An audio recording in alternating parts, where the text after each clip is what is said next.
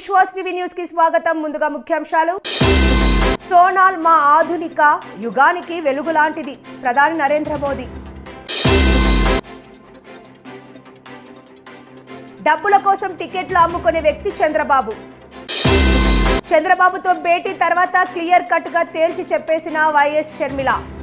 జూనాగఢ్లో జరిగిన ఆయ్ శ్రీ సోనాల్ మా జన్మ శతాబ్ది ఉత్సవాల్లో ప్రధాని నరేంద్ర మోదీ వీడియో కాన్ఫరెన్స్ ద్వారా ప్రసంగించారు. ఈ సందర్భంగా ప్రధాని మాట్లాడుతూ సోనాల్ ఆధునిక యుగానికి దీపస్తంభం లాంటిదని, సోనాల్ మా జీవితమంతా ప్రజా సంక్షేమానికే అంకితమైందని, చరణ్ వర్గానికి మద్రతం అంటే గౌరవం, శక్తి కేంద్రం, ఆచారాలు మరియు సాంప్రదాయాల కేంద్రం. నేను శ్రీ సోనాల్ మా పాదాల వద్ద నా ఉనికిని సమర్పించి ఆమెకు నా నివాళులు అర్పిస్తున్నాను అని ప్రధాని మోదీ అన్నారు. आज श्री सोनल मां का आशीर्वाद है कि मुझे इस पुनीत आयोजन से जुड़ने का सौभाग्य मिल रहा है. मैं पूरे चारण समाज, सभी व्यवस्थापकों और सोनल मां के सभी भक्तों को बहुत बहुत अभिनंदन करता हूं. मढ़ड़ा धाम चारण समाज के लिए श्रद्धा का केंद्र है, शक्ति का केंद्र है, संस्कार परंपरा का केंद्र है. मैं आई के श्री चरणों में अपनी उपस्थिति दर्ज कराता हूं, उन्हें प्रणाम करता हूं. मेरे परिवारजनों, जन्म शताब्दी के इस 3 दिवसीय महोत्सव के बीच आई श्री सोनल मां की स्मृतियां हमारे साथ है. भगवती स्वरूपा सोनल मां इस बात का साक्षात उदाहरण रही है कि भारत भूमि किसी भी युग में अवतारी आत्माओं से खाली नहीं होती है. गुजरात और सौराष्ट्र की ये धरती तो खास तौर पर महान संतों और विभूतियों की भूमि रही है. कितने ही संत और महान आत्माओं ने इस क्षेत्र में पूरी मानवता के लिए अपना प्रकाश बिखेरा है. पवित्र गिरनार तो साक्षात भगवान दत्तात्रेय और अनगिनत संतों का स्थान रहा है. सौराष्ट्र की सनातन संत परंपरा में श्री सोनल मां आधुनिक युग के लिए प्रकाश स्तंभ की तरह थी. उनकी आध्यात्मिक ऊर्जा, उनकी मानवीय शिक्षाएं, उनकी तपस्या, इससे उनके व्यक्तित्व में एक अद्भुत दैवीय आकर्षण पैदा होता था.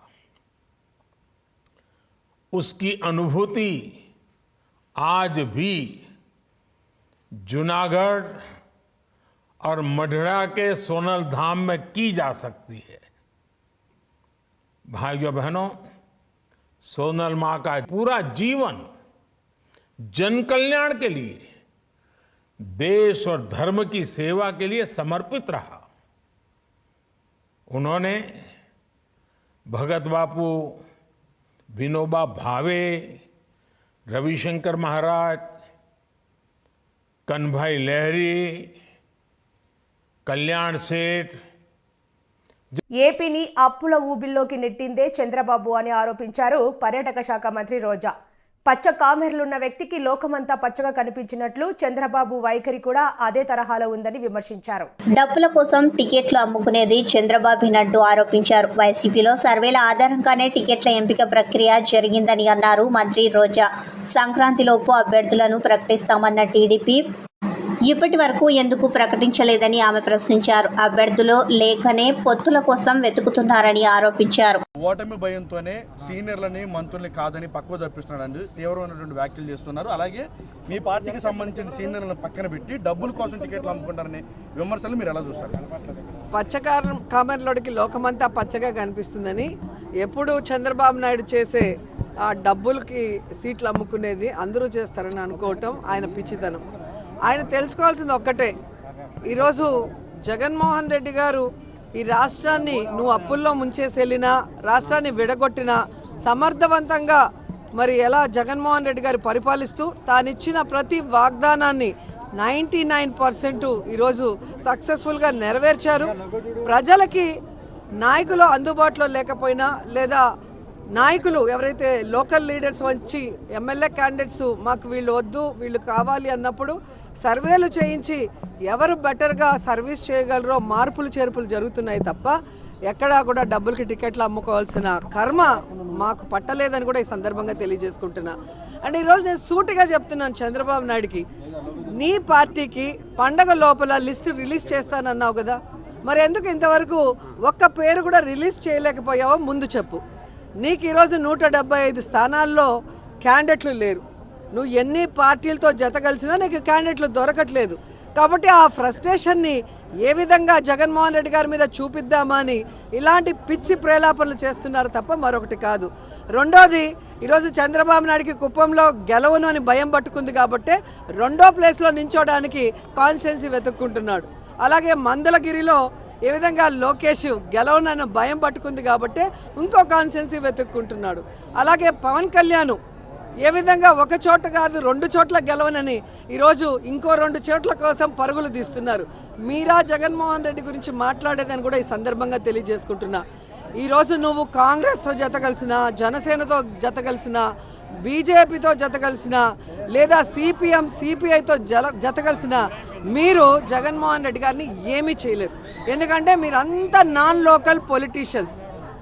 ఈరోజు ఆంధ్రప్రదేశ్లో తెలుగుదేశ చంద్రబాబు నాయుడు అయినా, లోకేష్ అయినా, పవన్ కళ్యాణ్ అయినా, జనసేనకు సంబంధించి కాంగ్రెస్కి సంబంధించిన కొత్తగా జాయిన్ అయిన వాళ్ళైనా, బీజేపీకి సంబంధించిన వాళ్ళైనా ఎవరు కూడా వాళ్ళ కుటుంబాలు కానీ ఈరోజు వాళ్ళ అడ్రస్లు కానీ ఆంధ్రప్రదేశ్లో లేవు.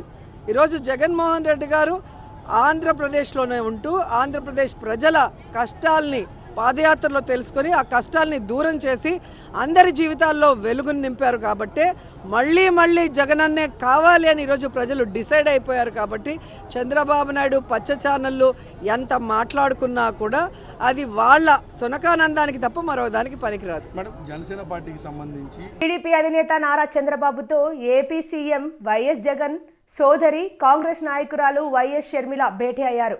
సుమారు 20 నిమిషాల పాటు జరిగిన ఈ భేటీలో పలు ఆసక్తికర విషయాలు చర్చకు వచ్చాయి. భేటీ అనంతరం ఏం చర్చించారనే విషయాలను వైఎస్ షర్మిల మీడియాకు వెల్లడించారు. నా కుమారుడు పెళ్లికి ఆహ్వానించాం. గతంలో నాన్న వైఎస్ ఆహ్వానం మేరకు చంద్రబాబు మా పెళ్లిలకు వచ్చి ఆశీర్వదించారు. నా కుమారుడు రాజారెడ్డి పెళ్లికి చంద్రబాబును పిలిచేందుకు మాత్రమే వచ్చాను.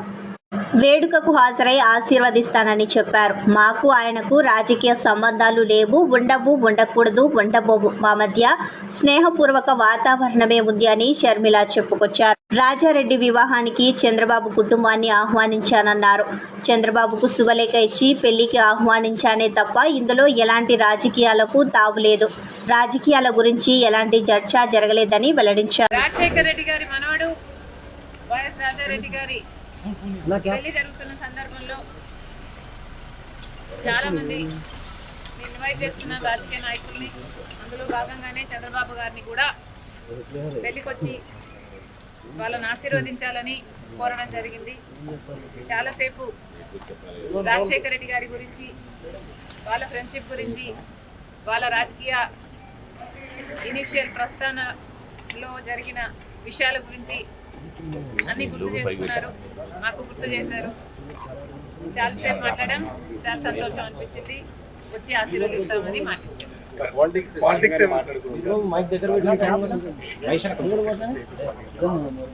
లేదమ్మా, యాక్చువల్లీ మోస్ట్లీ రాజశేఖర రెడ్డి గారి గురించే ఆయన ప్రస్తావించారు. ఇనిషియల్గా వాళ్ళు రాజకీయాలు మొదలు పెట్టినప్పుడు వాళ్ళిద్దరూ కలిసి ప్రయాణం చేశారు. పొద్దున్న నుంచి సాయంత్రం వరకు వాళ్ళు కలిసే ఉన్నారు, జీప్లలో కలిసి తిరిగారు, ఇలాంటివన్నీ ఢిల్లీకి వెళ్ళారు. అప్పుడు చీఫ్ మినిస్టర్కి వాళ్ళిద్దరు కలిసి చేసిన ప్రయత్నాలు అయితేనేమి ఇలాంటివన్నీ చెప్పుకుంటూ వచ్చారు. మేడం, కాంగ్రెస్ పార్టీలో మీ పాత్ర ఎలా ఉండబోతుంది? మీకు ఎటువంటి మీరు అనుకుంటున్నారు వస్తుందని చెప్పి వాళ్ళు కాంగ్రెస్ పార్టీ ఏ పదవి ఇవ్వాలి, ఏ బాధ్యతలు ఇవ్వాలి అనేది కాంగ్రెస్ పార్టీ ప్రెరోగేటివ్. కాంగ్రెస్ పార్టీలో because it is the largest secular party చేరడం జరిగింది. రాహుల్ గాంధీ గారు ప్రధానమంత్రి అయితేనే మన దేశానికి మంచి జరుగుతుందని, కమ్యూనల్ వైలెన్స్లు తగ్గుతాయని, రాజశేఖర రెడ్డి గారే రాహుల్ గాంధీని ప్రధానమంత్రిని మనస్ఫూర్తిగా చేసుకోవాలి అనుకున్నారు. కాబట్టి అదే జరగాలి, అది జరిగితేనే మన దేశానికి మంచి జరుగుతుంది అని చేరడం జరిగింది. ఇంకొకసారి చేరిన తర్వాత వాళ్ళ చేతుల్లో మనం పెట్టుకున్న తర్వాత వాళ్ళు ఎలా ఆదేశిస్తే అది నమ్మకంగా చేయాల్సి ఉంటుంది. ఈ అన్ని రాజకీయాలు ఎట్లా డెవలప్ అవుతాయి, నాకు ఏ బాధ్యతలు ఇస్తారు అన్న దాని మీద డిపెండ్ అయి ఉంటుంది. So we should all wait and see.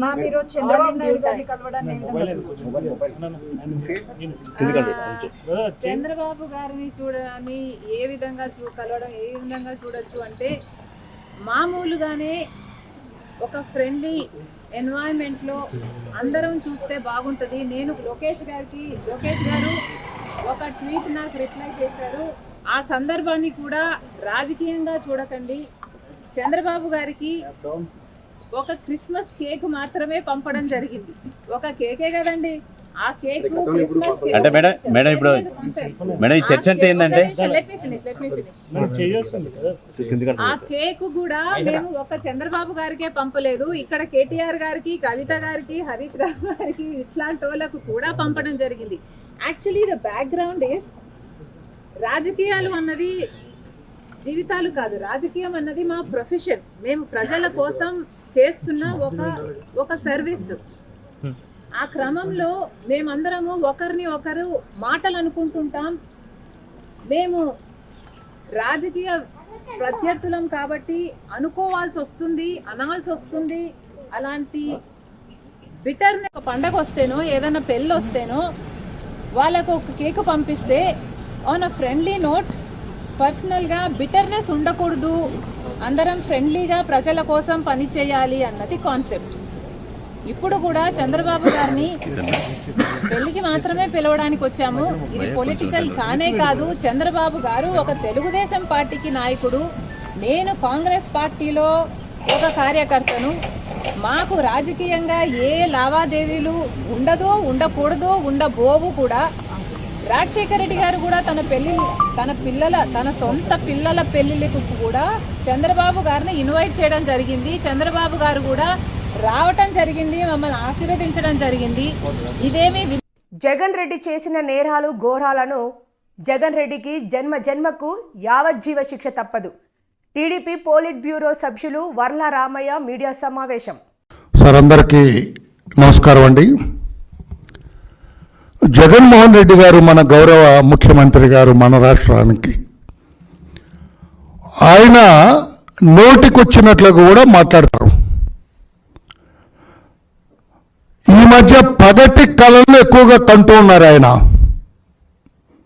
పగటి కళలు, అందులో భాగంగానే ఎమ్మెల్యేలందరినీ కూడా ఒక ప్లేస్ నుంచి ఒక ప్లేస్కి చెస్లో ఏ రకంగా మనం ఆడతామో ఇక్కడ తీసి అక్కడ, అక్కడ తీసి ఇక్కడ పెట్టి వాళ్ళతో జూదం ఆడుతున్నాడు ఆయన.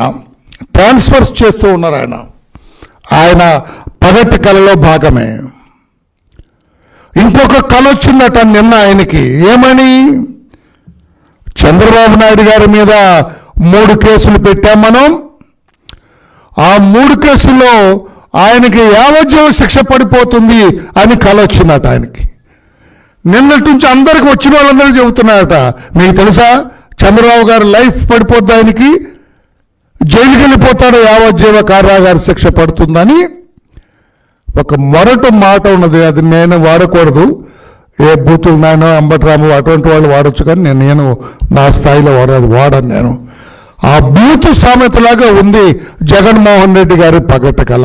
చంద్రబాబు నాయుడు గారికి యావజ్జీవ శిక్ష పడుతుంది. ఎలా జగన్మోహన్ రెడ్డి గారు ఎలా కలగంటానికి కూడా ఒక అర్థం ఉండాలి కదా, ఊహించుకోవటానికైనా ఒక అర్థం ఉండాలి కదా, బుర్ర ఒకటి అంటూ ఉండాలి కదా. 11 కేసుల్లో సిబిఐ ఛార్జ్షీట్ వేసింది మీ మీద. These are all the chargesheets, 11 chargesheets, 11 chargesheet laid by CBI against you, different sections of law. ఎప్పుడు వేశారు? 12 ఏళ్ల క్రితం వేశారు, 13 ఏళ్ల క్రితం, 2012లో. 2012 అంటే 12 ఏళ్ల క్రితం ఛార్జ్షీట్లు వేశారు. All the chargesheets have been taken on file. Court ఛార్జ్షీట్లన్నీ పరిగణలోకి తీసుకుంది మీ మీద. దేవుడు సంపూర్ణ ఆరోగ్యాన్ని ప్రసాదించి పునర్జన్మ ఇస్తే సీఎం జగన్మోహన్ రెడ్డి రాజకీయ పునర్జన్మ ఇచ్చారని మాజీ మంత్రి జగ్గంపేట నియోజకవర్గం ఇన్ఛార్జి తోట నరసింహం అన్నారు. కాకినాడ జిల్లా కిర్లంపూడి మండలం రామచంద్రాపురం ఎంపీటీసీ బండారు ప్రసాద్ ఆధ్వర్యంలో ఆత్మీయ సమావేశం ఏర్పాటు చేశారు. ఇటీవల జగ్గంపేట ఎమ్మెల్యే జ్యోతుల చంటిబాబుని కాదని 2 సార్లు ఎమ్మెల్యేగా, అదే సమయంలో మంత్రిగా, అలాగే కాకినాడ ఎంపీగా పనిచేసి జగ్గంపేట నియోజకవర్గాన్ని అభివృద్ధి చేయడమే కాకుండా ప్రతి ఒక్కరిని కలుపుకుని పోయే తత్వం ఉన్న తోట నరసింహం వైపు సీఎం జగన్మోహన్ రెడ్డి మొగ్గు చూపి నియోజకవర్గ ఇన్ఛార్జ్ బాధ్యతలు కట్టబెట్టారు. ఈ సందర్భంగా ఆయన ప్రతి గ్రామం తిరుగుతూ స్థానిక వైఎస్ఆర్సీపీ శ్రేణులను కలుసుకుని ఆత్మీయ సమావేశాలు ఏర్పాటు చేస్తున్నారు. నేడు రామచంద్రాపురం గ్రామంలో ఆత్మీయ సమావేశానికి విచ్చేసిన తోట నరసింహం, యువ నాయకులు తోట రామ్జీ, మండల నాయకుడు తోట బాబ్జీలను ఎంపీటీసీ బండారు ప్రసాద్ తన అనుచరులతో కలిసి ఘన స్వాగతం పలికి శాలువాలు కప్పి గజమాలతో సత్కరించారు. ఎంపీ రఘురామకృష్ణరాజు ఏపీలో అడుగుపెట్టారు.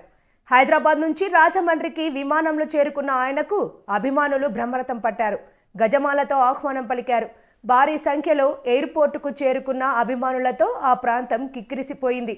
టీడీపీ జనసేన కార్యకర్తలు కూడా పెద్ద సంఖ్యలో తరలివచ్చారు. తూర్పు తిరుమలగా బిక్కవోలు బలభద్రపురం శ్రీ వెంకటేశ్వర స్వామి ఆలయానికి ప్రత్యేక ఆకర్షణగా స్వామివారి రథం. శిల్పి నవర సత్యలింగ నాయక్ ని ఘనంగా సత్కరించిన రెడ్డి. తూర్పు తిరుమలగా సుమారు 16 కోట్ల రూపాయలతో కని విని ఎరగని రీతిలో మరో తిరుమలగా నెలకొల్పిన శ్రీ వెంకటేశ్వర స్వామి ఆలయాన్ని నిర్మించడం జరిగిందని ఆలయ ధర్మకర్త రామచంద్రారెడ్డి తెలిపారు. కాకినాడ జిల్లా సామర్లకోట మండలం నవర గ్రామానికి చెందిన ప్రముఖ శిల్పి సత్యలింగ నాయక్ కళహస్తాలతో చెక్కిన ఈ రథం చూపర్లను ఎంతో ఆకర్షించిందని అందుకు ప్రత్యేకమైన కృతజ్ఞతలు తెలిపారు. అనంతరం సత్యలింగ నాయకుణ్ణి ఘనంగా దుశ్శాలువతో పూలదండ వేసి ఘనంగా సత్కరించడం జరిగింది. అనంతరం సన్మాన గ్రహీత శిల్పి సత్యలింగ నాయక్ మాట్లాడుతూ ఎన్నో శిల్పకళలను చెక్కడం జరిగిందని, అందులో భాగంగా ఈరోజు బిక్కబోలు మండలం బలభద్రపురం శ్రీదేవి భూదేవి శ్రీ వెంకటేశ్వర స్వామి ఆలయానికి రథాన్ని నా ద్వారా అందించడం నాకు ఎంతో ఆనందం కలిగించిందని తెలిపారు. ఆ వెంకటేశ్వర స్వామి నా ద్వారా రథాన్ని రూపొందించడం జరిగిందని అన్నారు. ముందుగా కోలాటాన్ని ఏర్పాటు చేశారు. ఈ సందర్భంగా కల్పవల్లి దంపతులు, బిక్కబోలు రమణారావు, కండవల్లి శేషుబాబు, గ్రామస్తులు తదితరులు పాల్గొన్నారు. ప్రతి కుటుంబం సంతోషంగా ఉండాలనే ఉద్దేశంతో ముఖ్యమంత్రి జగన్మోహన్ రెడ్డి ప్రతి ఊరు వాడ మంచినీరు అందించేందుకు కోట్లాది రూపాయలు వెచ్చించి తాగునీరుని ఏర్పాటు చేయడం జరిగిందని, పెన్షన్ కూడా అందజేయడం జరిగింది. అందులో భాగంగానే ఈరోజు జేఏసీ కన్వీనర్ గీసాల శ్రీనివాసరావు, సర్పంచ్ మహాలక్ష్మిల ఆధ్వర్యంలో గంగానపల్లి గ్రామంలో, గ్రామ కమిటీ అధ్యక్షుడు కొప్పిశెట్టి గణేష్ ఆధ్వర్యంలో, చీడిగా ఇంద్రపాలెం సర్పంచ్ నక్కా వీరన్న ఆధ్వర్యంలో, రేవూరు సర్పంచ్ పిల్లి చెక్కారావు, ఉప సర్పంచ్ పబ్నిడి రమేష్ ఆధ్వర్యంలో కొవ్వూరు తారక రామారావు నగర్ మరియు మాజీ సర్పంచ్ ప్రసన్న కుమార్ రామకృష్ణ ఆధ్వర్యంలో తూరంగి గ్రామాలలో, అలాగే సర్పంచ్ ఉమా సతీష్ నా ఆధ్వర్యంలో కొవ్వాడ గ్రామంలో ఓవర్ హెడ్ ట్యాంకులను, కుళాయిలను ప్రారంభం, శంకుస్థాపన కార్యక్రమాలను ఎమ్మెల్యే కురసాల కన్నబాబు నిర్వహించారు. ఈ కార్యక్రమంలో MPP Gopisetty Padmaja Babji, AMC chairman Geesala Srinu, మండల యువజన విద్యార్థి విభాగం అధ్యక్షులు గీసాల వీరబాబు, కార్యదర్శులు గోవిందరాజులు, మట్టా శివప్రసాద్, సత్యనారాయణ, గడ్డం రమేష్ బాబు, జొన్నాడ నరసింహారావు, వైఎస్ఆర్సీపీ నాయకులు, రాష్ట్ర శెట్టి బలిజ కార్పొరేషన్ డైరెక్టర్ అనుసూరి ప్రభాకర్, దూనబోయిన అరుణ, ఉప సర్పంచ్ తోటకూర శ్రీనివాస్, కోటిపల్లి శ్రీనివాస్, తలాటం ధర్మరాజు, రంగబాబు, వరసాల జాన్ ప్రభాకర్, కార్యకర్తలు, అభిమానులు పాల్గొన్నారు. వార్తలు ముగించే ముందు ముఖ్యాంశాలు మరోసారి. సోనాల్ మా ఆధునిక యుగానికి వెలుగులాంటిది, ప్రధాని నరేంద్ర మోదీ. డబ్బుల కోసం టికెట్లు అమ్ముకునే వ్యక్తి చంద్రబాబు. చంద్రబాబుతో భేటీ తర్వాత క్లియర్ కట్ గా తేల్చి చెప్పేసిన వైఎస్ షర్మిల. ఈ వార్తలు ఇంతటితో సమాప్తం. నమస్కారం.